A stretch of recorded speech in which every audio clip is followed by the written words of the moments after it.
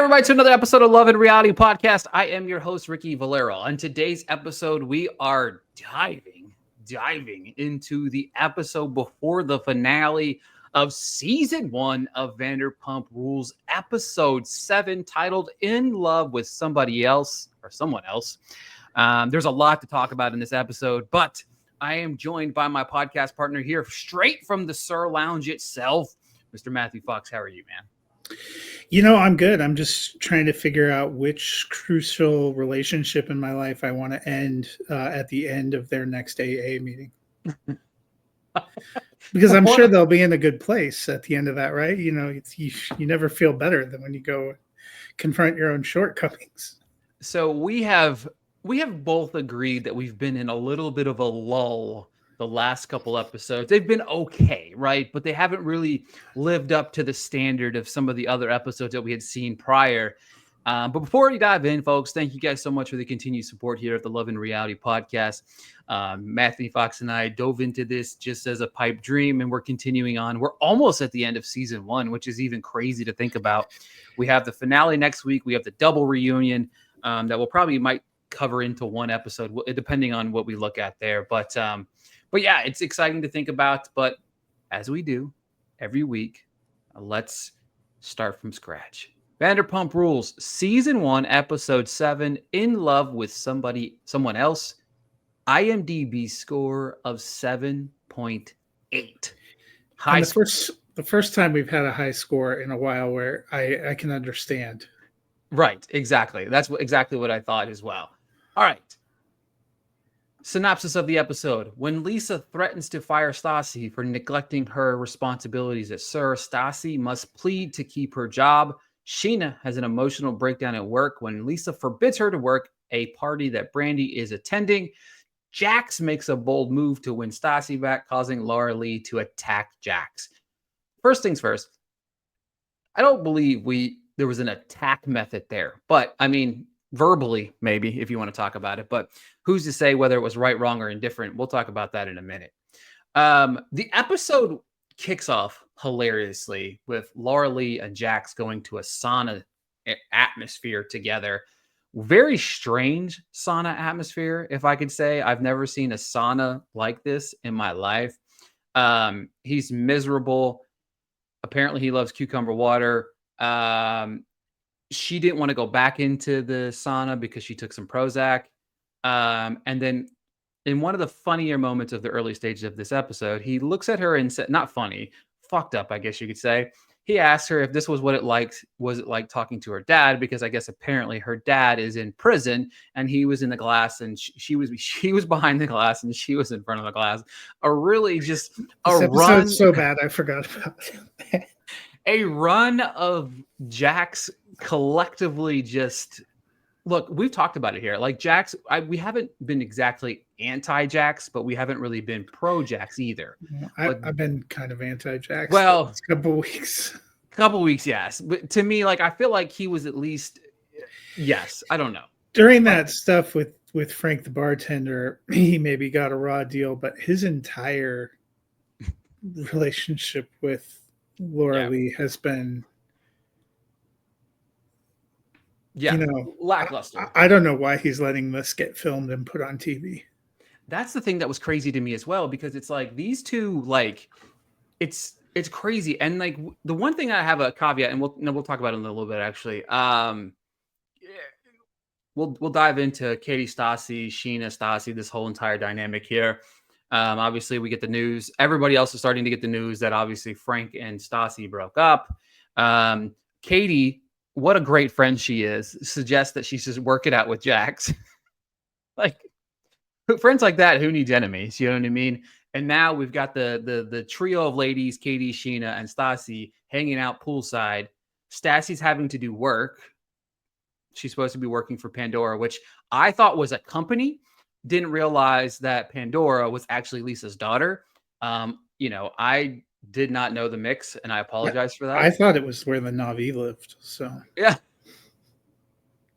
I just like when you hear Pandora, you think of maybe like the music thing, but back in the day, Pandora was a thing, right? That was like the the XM radio or the what's that? Yeah, This this is just, I mean, they were filming this in 2012. This is just about the time that the first I can't even remember what the Avatar came out. yeah. You know what I mean? Oh yeah, she could be Yeah. working with James Cameron. You know what I mean? Like who know? She could have been helping him write the script. We didn't know, but which is hilarious because the entire time she doesn't do anything. Like she says, I have to. I'm here, but I have to work. I have to work. I have to do my job. I'm running behind. Blah blah blah blah blah. Which is apparently what all they do in the show is they never really work and never really do anything. But Kristen shows up. There's still a lot of animosity between Stassi and Kristen. Kristen shows up, says hi to the ladies, does not say hi to Stassi. Stassi's just like, I don't understand why she's so mad at me, but then tells the camera how much she hates her. You know what I mean? She's like, she's such a whore. You know what I mean? But whatever. These, I don't know. They all deserve each other. I thought they had an awkward hug. Did they? Maybe I missed the awkward hug. I think they had an awkward hug poolside, but Kristen talking about she's not going to avoid her friends because of Stassi, but she's angry that they, for being good friends, never really talked it out. And I don't. Yeah. I'm not a girl, so I haven't experienced girl code, but I do think there might be some violations there. There seems to be a lot of violations of girl code here, but that's, I mean, and kind of bro code as well. But the biggest bro code. And how about just the code of human decency? Well, that part's left out. You know what I mean? And then we transition into quite possibly the most batshit crazy, one of the craziest scenes I think I might have ever seen in my time of watching reality TV. Like when you go back in time and people want to pinpoint the moment they knew that Jax was not a good human being, I'm probably sure this is what they point at. Like this is what they point at right here. So Laurea-Leigh talks early in the episode, she talks about she's overcoming addiction. Okay. We didn't know, and apparently Jax didn't know how much of an addiction that she was overcoming from her early days of her life. And first things first, when we cut to Jax, he says, oh no, hold on. Sorry. So a few minutes after the meeting starts, Jax arrives late to the meeting, which first off is kind of what I thought was kind of messed up, but it is what it is. But she says she started drinking when she was 12 years old, got into meth. And I don't know if it was you. And this is my question to you. I almost felt like Jax almost had like a smirk / laugh kind of going on his face when she said that. I don't know if it was a bad edit to the camera, but he was just completely blown away by this entire story by Laurea-Leigh, right? Yeah. And, she's not really in recovery because where they end up talking about 3 days or something like that. Or 6, yeah. From that standpoint, they probably shouldn't, be together, and that raises some flags for him. I don't object to his misgivings about this being a good time to be in a relationship, but his choice of when and how to snap it off, there's no coming back from that for me. I mean, yeah. I don't feel bad for him at the end of the episode when he gets his business laid out bare, especially since we see where he goes from here. But, telling her they shouldn't be in a relationship, but he's cool with all the sex they're having. Yeah. That was pretty low. Choosing to where he chose to do it. I mean, I think I sent you messages at the time. Yeah. I was like, this is, you can't come back from that. He could volunteer to go run orphanages in India from now on and live as a monk, and he would still, in my estimation, not be able to come back from that behavior that he allowed to be put on camera. Yeah, it's crazy to me because so it starts off by him saying, and I don't disagree, it's a full-time job dating someone that is an alcoholic. Sure, right. Especially when you're in turn are an alcoholic is what I would consider him, because that's all we see a lot of them do is drink a lot of the time. So, but it's your decision to be with somebody, even though they're not with somebody. But he literally chases her down and said he didn't realize it was a bad time to have a conversation with her after she pours her feelings out she's pouring her feelings out in the midst of this and brought him to recovery as and her brought like him right, person of support, which is right. usually, I've not gone through it, but I know that that is a big step. Huge step. It's a huge step of saying, "Hey, like I have an I have somebody in my life that's helping me overcome some of these situations in my life right now." And that's what I felt like this was as well. Um, and he, his explain I don't disagree with a lot of what he says here, right? I don't disagree with, hey, like we're kind of shoved up each other's ass all the time. We're around each other all the time. I want to be able to miss you. And it's hard to do that. We work together, we sleep together, we live together, we do all those things. Now, obviously, there's boundaries that need to be there, but this was the most incredibly worst time to say that. She says, I like him a lot. He wants to slow down, but he doesn't want to slow down the sex. And to me, again, if you have this conversation in a normal setting, it's not a bad conversation. You choosing to have it and making her run off post a meeting is just some of the worst. Again, if I look back in time, this was the moment probably. And then out of maturity, it decides to ghost her. Right. Right. Out of complete maturity. Ghost her, unfriended her on Facebook. You know what I mean? Like, yeah. Moving from here, we'll dive into that part of the portion of it because there's a hilarious moment at the end of this episode where she starts yapping at the job. Pandora is a great. By the way, this is a moment when I found out Pandora was Lisa's daughter and not again a music platform. I thought it was like a website or something that I thought it was like Pandora. Like I think there's like Pandora jewelry. There's Pandora music. Well, I it don't was know. supposed to be some kind of fashion thing. So Right. So she lets her know Stassi's a problem, hasn't produced articles in 2 months. That's not really shocking to me. Lisa says she makes allowances for her at work, for her excuses for her at work based off of that she works for her daughter. I will say this. I like Stassi in this moment in one way, but she owns up to saying, hey, I screwed up, basically, which, hey, that's congratulations. But also anytime she says anything, she just starts to cry and like everybody, is supposed to kneel to that, which Lisa doesn't, but then, and which says she doesn't, but ultimately says, we're going to give you another chance to get your shit together. Like which one is it? You know what I mean? Like which one are we having here? But yeah, this whole moment, whatever, I didn't really care about this, but the moment we cared about the most was next, because as I'm watching this episode, I screamed, Tom! Where has Tom been these last few episodes? It's starting to be really troublesome that we're not getting enough Tom. They're just not available. I mean, they had the one episode where it was Tom and Jax working out where yeah, it's like 5. Are they working out at a kid's playground? Probably. Is that where Jax found Stassi? And poor Katie's Tom getting lit up because he enjoys spending time with his girlfriend. I literally wrote that. A lot that I'm understanding about Jax here. Even Sandoval looked a little put off by Jax's comments, but I had kind of given up. He borderline disgusts me. He's the Honora of the show now.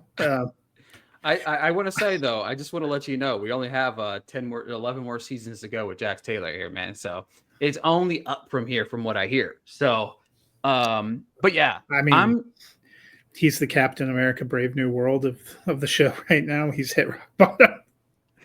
But it's crazy to me because, like, he literally chastises Shorts for literally spending the night with his girlfriend alone and confused how it's possible that you're able to do that. That to me is just like, yeah, whatever. Well, and he's already in his mid-30s, so he's never really going to learn intimacy or appreciation for women. So, yeah, maybe date somebody your own age there, Jax. I don't even think that would help. People his own age are not going to put up with that. That's no, exactly why he's trolling the early 20s AA meetings. And we have Laurea-Leigh and Stassi who have a one-on-one battle. Stassi, who's trying to get on the good side of Lisa and trying to get back on track after she said she knows she messes up, is now approaching Frank to ask her to let her leave because Peter. Sorry, Peter. Yeah, sorry, Frank, not Frank. Frank's gone, probably. I don't know if Frank ever comes back, but Peter, one of the heroes of the show, somebody who actually works, who actually toes the company line. and actually told her, like, I'm not switching anything, like, and basically I loved the thing because it was like Lisa said early in the episode, don't bat those baby blues at me, they don't work on me. Apparently they don't work on Peter either, so because she was like, I want it switched, and he was like, no. And then of course she continues to bully Laurea-Leigh in this process. Yeah. I don't know. I thought Laurea-Leigh coming up to her and Yes. railing into her wasn't, neither of those girls was great, but then Yeah. abandoning, yeah, that's probably not great. The only person that had an issue at work that I sort of felt sorry for was Sheena, Yes. because she got called in under false pretenses. But I have to ask you a question. So they showed clips of like a back and forth with Brandy. I could have sleptwalked through it, but that wasn't in Vanderpump, I'm guessing. That No. had to have been in a different show, right? Because they're like, Yes. this happened in a previous episode. I'm like, previous episode of what? I'm Because assuming it's like Real Housewives is what I would okay, assume, because yeah, I didn't oh see good. that. That makes Yeah. me feel better because I was like, No. man, I must have missed something important. Maybe I was still laughing at one of Tom's early lines and missed this. But she was the only one I felt bad for, Mhm. even nominally. Later, I don't. I felt bad for Laurea-Leigh when Jax dumped on her at the end of her meeting, but I didn't. I don't really feel bad for her with her subsequent Yeah. Yeah. behavior. Yeah. I've never felt bad for Stassi, and I certainly didn't feel bad for Jax at the end of this episode. The only people I feel bad for are the people like me that went to visit the SUR Lounge and got drawn into this. Yeah. The only person you're probably mad at are me, because I brought this idea to the table for us to watch this No, together. I mean it's fine. It's fine watching it and not having to be there. But note to self: if you go to SUR, do not walk up to the bar.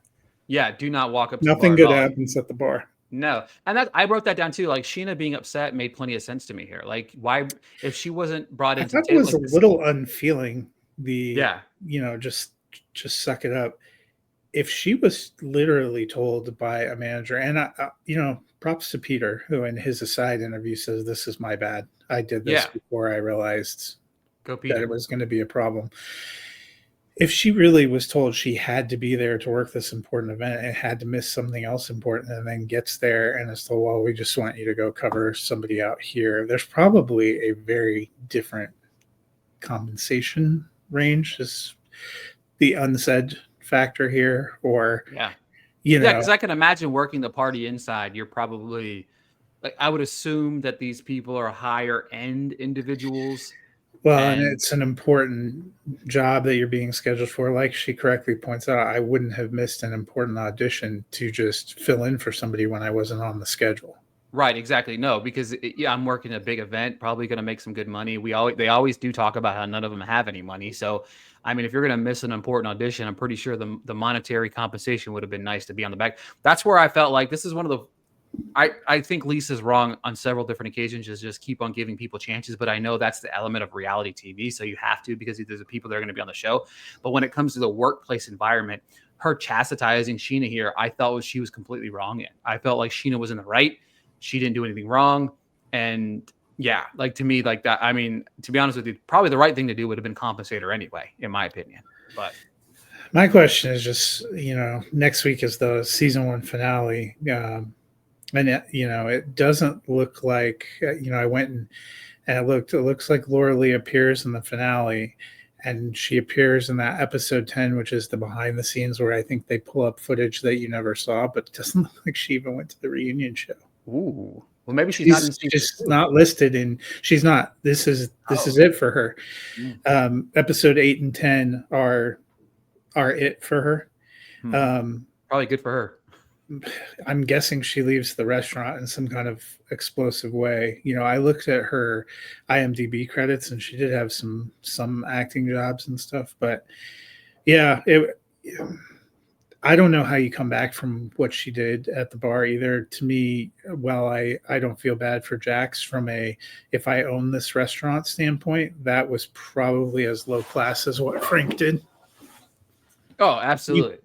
You can't have somebody, no matter how amusing or deserving it was on the person she inflicted. You can't have somebody out there saying some of that untoward sexual comments in the middle of, like, if you're at a restaurant, I think about it like if I'm sitting at Chili's and I hear somebody up at the bar talking about the unprotected sex they've been having with the bartender, I'm probably Just not going sorry back. we were dating and he stopped talking to me. He doesn't want to be known as a horrible human being to the customers. Sorry, guys. Yeah, you're sitting bar side trying to watch a game, and you're hearing all that, and it looked like when they were cutting to those customers, it looked like two of them maybe on a date or something. Mm-hmm. Yeah, Memorable, but not in the right way. No, definitely not the right way. Maybe that's what leads to ultimately her maybe getting fired or something like that. I mean, this was a better episode in terms of unintentional comedy and some of the drama. I didn't see why people were excited about the drama from some of the past ones, but a couple of these people, so there's no coming back from what they've done. All I know is I better get an influx of more Tom in season 2. That's all I got to say. Well, we know we're going to get more Tom because Tom's about to do something not great. Oh, yeah? Well, you know that for most of the run of the show, he's with Ariana Madix. Yes. And that first comes about, I believe, because he steps out on Kristen, who he's with now, which makes it more like, I don't know if people are going to be as surprised later. So you're right. Jax only goes full time through season 8, but that does feel like a lot. You've really dampened. Well, these episodes, 170 episodes, so I've got 7 down, 163 to go. A sneak peek at the season finale next week. It is titled Last Call. It only has a rating of 7.3 on it. Lisa organizes a sexy photo shoot for the staff of SUR, bringing everyone together for one explosive finale. Sheena attempts to win back Lisa's respect after storming out of her VIP dinner, which I don't understand why she would have to do that. But she after storm out of the dinner, she got thrown. Yeah. After a summer of bitter fighting, Stassi and Kristen try to bury the hatchet, and the truth is finally revealed about rumors surrounding Jax. I don't know what that is, but I'm sure it's going to be something fun. I watched the previews for next week, which I try to avoid, but I did see something. Why would you do that to me? Sheena or Stassi said to Jax, which I don't even know how that's a question anymore. What do you mean? Why did you do it to me? You know why Jax did it to you. He's not a very good human being.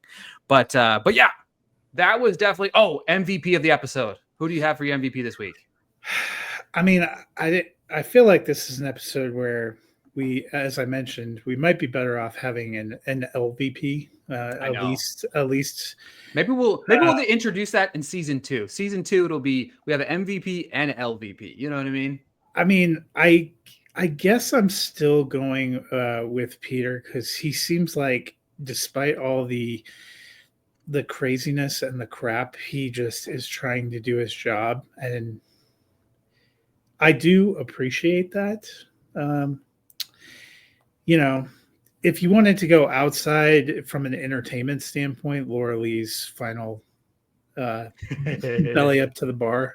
But I'm going to stick with Peter because I do admire, I've mentioned, I've probably done more work at SUR Lounge in this episode than they've done all season, most of these people. So yeah, for sure. Peter's innocent.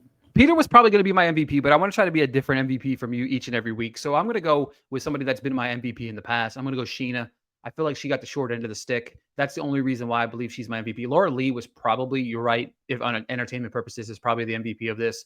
But for me, I'm going to go Sheena because I feel like she got the short end of the stick. So, but that is it for this week's episode of Vanderpump Rules, Season 1, Episode 7 recap. We'll be back next week breaking down Episode 8, the season finale of Season 1. Before we get into the reunion, and we're jumping headfirst right into season 2. Matthew Fox has never been more excited in his life. Thank you guys so much for tuning into another episode. Again, we'll be back next week.